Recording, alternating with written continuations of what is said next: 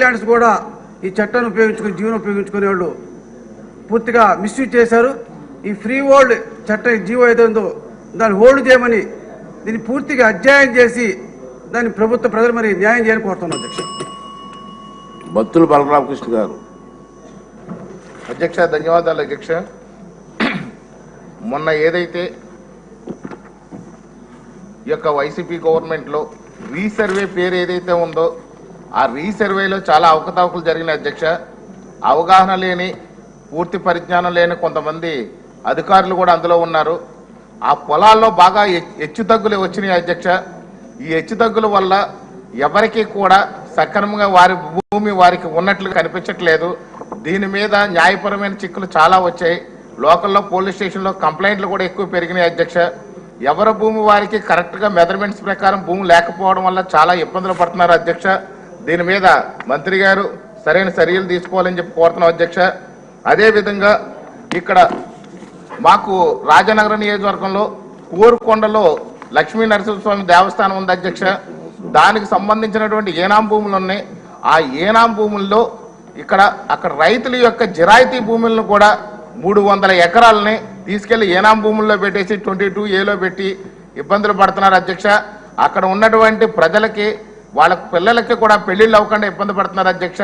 దీని మీద ఇప్పటికే అప్పుడు 2019లో మన ముఖ్యమంత్రి గారు ఒక జీవోను కూడా రిలీజ్ చేసి వారి భూములు ఏదైతే ఉన్నాయో వారికి అప్పగించమని చెప్పారు అధ్యక్ష. ఇప్పటి వరకు కూడా దాని మీద గత గవర్నమెంట్ ఏ విధమైన చర్యలు చేపట్టలేదు అధ్యక్ష. అదే విధంగా చూస్తే ఈ యొక్క నకిలీ డాక్యుమెంట్స్ సృష్టించి ఏదైతే ఈ 22A ఈ విధంగా సరైన డాక్యుమెంట్స్ లేవో నకిలీ డాక్యుమెంట్స్ సృష్టించి మా రాజనగరం నియోజకవర్గంలో ఎక్కువగా భూ కబ్జాలు అయినాయి అధ్యక్ష. దీని మీద మంత్రి గారు మంచి నిర్ణయం తీసుకుని ఈ 22A అనేది ఒక వేధింపులుగా మారింది అధ్యక్ష. మా నియోజకవర్గంలో 22A పెట్టి రెడ్ మార్క్ పెట్టి రిజిస్ట్రేషన్లు అవ్వకుండా వేధించి తర్వాత వాళ్ళని పిలిచి సెటిల్మెంట్లు చేసుకుని అక్కడ గత ఎమ్మెల్యే దాన్ని పూర్తి స్థాయిగా దోచుకున్నటువంటి పరిస్థితి ఉంది అధ్యక్ష. ఇప్పటికి కూడా సుమారు 3000 ఎకరాలు 22A పెట్టి రెడ్ మార్క్ పెట్టి రిజిస్ట్రేషన్ అవ్వకుండా రాజనగరం నియోజకవర్గంలో భూములు ఉన్నాయి అధ్యక్ష. దీని మీద విచారణ చేసి ఈ యొక్క భూస్వాములందరికీ కూడా వారు ఎవరైతే భూ యజమానులు ఉంటారో వాళ్ళందరికీ న్యాయం చేయాలని చెప్పేసి ఈ సందర్భంగా కోరుతున్నారు అధ్యక్ష.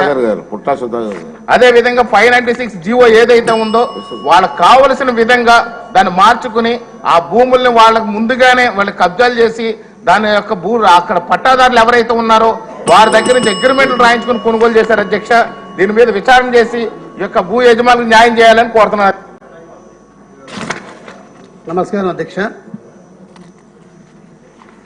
నేను మొదటిసారిగా ఈ శాసనసభలో మాట్లాడే అవకాశం కల్పించినటువంటి మన చంద్రబాబు నాయుడు గారికి, లోకేష్ బాబు గారికి, అదే రకంగా మైదుకూరు నియోజకవర్గ ప్రజలకు ధన్యవాదాలు అధ్యక్ష. అధ్యక్ష, 22A ప్రభుత్వ భూమి మీద మాట్లాడే అవకాశం ఇచ్చేందుకు మీకు అందరూ ధన్యవాదాలు తెలియజేసుకుంటున్నా.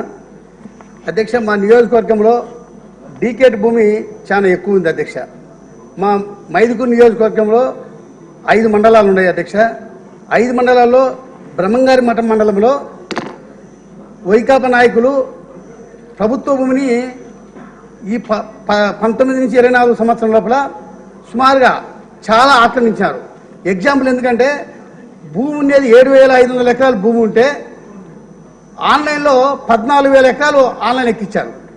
ఆ రకంగా ఎక్కించిన దానివల్ల ప్రజలు ఒకరికొకరు నా భూమి ఎక్కడుంది నా భూమి ఎక్కడుందని వాళ్ళే కొట్లాడుకునే పరిస్థితికి వచ్చింది. భూమి దగ్గర పోతే వైకాపా నాయకులేమో తెలుగుదేశం పార్టీ అనుకుంటే వాళ్ళు వచ్చి వీళ్ళ మీద గలాట పెట్టడం, కేసులు పెట్టడం, ఈ చాలా అక్రమంగా జరిగింది అధ్యక్ష.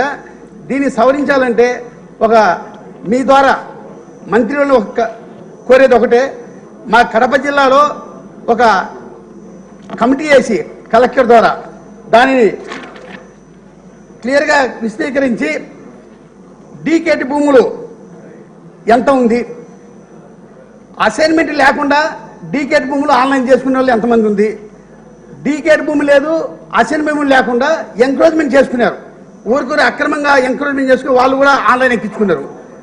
కొంతమంది డీఫార్మ్ ఉంది, అయినా ఒకరి పేరుతో డీఫార్మ్ ఉంటే వేరే వాళ్ళ పేరుతో ఆన్లైన్ ఎక్కించుకున్నారు. ఇవన్నీ ఎందుకంటే అధికారులు వాళ్ళ చేతులు ఉండరు కాబట్టి అధికారులకు వాళ్ళు మభ్యపెట్టి ఇవన్నీ చాలా అక్రమంగా భూములు ఎక్కించుకోవడం జరిగింది, ఆన్లైన్ ఎక్కించుకోవడం జరిగింది. ఇవన్నీ బీద ప్రజలకు న్యాయం జరగాలంటే ఎస్సీ ఎస్టీ బీసీలకు మా నియోజకవర్గంలో చాలా మంది ఉంటారు మేడం. బ్రహ్మంగారి మఠం మండలంలో వారికి న్యాయం జరగాల, ఒకరి భూమి ఒకరికి లేకుండా వాళ్ళకి సరిగా క్రమశిక్షణ ఉండాలంటే కన్నా ఒక కమిటీ వేసి మీ ద్వారా మాకు న్యాయం జరుగుతుందని చెప్పి ఈ సభాముఖంగా మిమ్మల్ని అందరినీ కోరుకుంటున్నాం స్వామి. సహజాన్ బాసా గారు